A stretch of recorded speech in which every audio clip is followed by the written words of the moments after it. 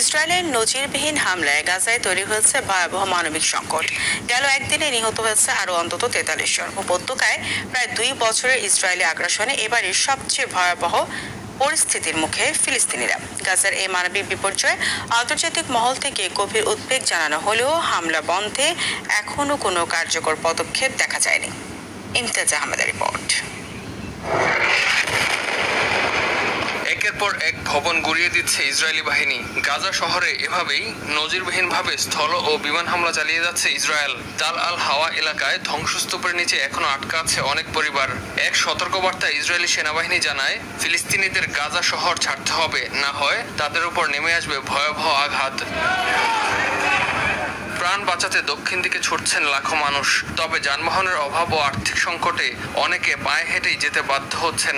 অনেকে আবার 10 থেকে 15 কিলোমিটার হেঁটে পৌঁছাচ্ছেন দক্ষিণের আল মাওয়াসি এলাকায়। দক্ষিণের আল মাওয়াসিকে নিরাপদ অঞ্চল বলা হলেও সেখানেও হামলা চালানো হয়েছে। জাতিসংঘ বলছে, আগস্টের শেষ থেকে গাজা শহর ছেড়েছেন প্রায় 5 লাখ মানুষ। তবে এখনো উত্তরাঞ্চলে রয়ে গেছেন 7 লাখেরও বেশি মানুষ। গাজা এখনো পর্যন্ত যে মৃত্যু ও ধ্বংস হয়েছে, এ অবস্থাকে ভয়াবহ হিসেবে উল্লেখ করেছেন জাতিসংঘ মহাসচিব অ্যান্তনিও গুতেরেস। বলছেন, তার পুরো জীবনে তিনি গাজার মতো এমনটা আর কোথাও দেখেননি। গাজার আল আকসা হাসপাতালে অপুষ্টিতে মারা গেছে 9 বছরের এক শিশু।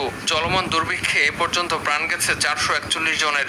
গাজার স্বাস্থ্য ব্যবস্থা ভেঙে পড়ার দ্বার প্রান্তে। গত 10 দিন ধরে কোনো জ্বালানি প্রবেশ না করায় হাসপাতালগুলো সীমিত শক্তি দিয়ে টিকে আছে। বলা হচ্ছে, আগামী 72 ঘন্টার মধ্যে অচল হয়ে পড়তে পারে পুরো স্বাস্থ্য ব্যবস্থা। এদিকে জেরুজালেমে ইসরায়েলের প্রধানমন্ত্রীর সরকারি বাসভবনের সামনে রাস্তায় তাঁবু বসিয়ে বিক্ষোভ করছেন হামাসের হাতে বন্দী থাকাদের পরিবার। বন্দীদের নিরাপদে ফেরাতে এবং চলমান এই সংকট সমাধানে ইসরায়েল প্রধানমন্ত্রী বেনিয়ামিন নেতানিয়াহুকে চাপ দেওয়া জরুরি বলে মনে করছেন তারা। ইমতিয়াজ আহমেদ, RTV।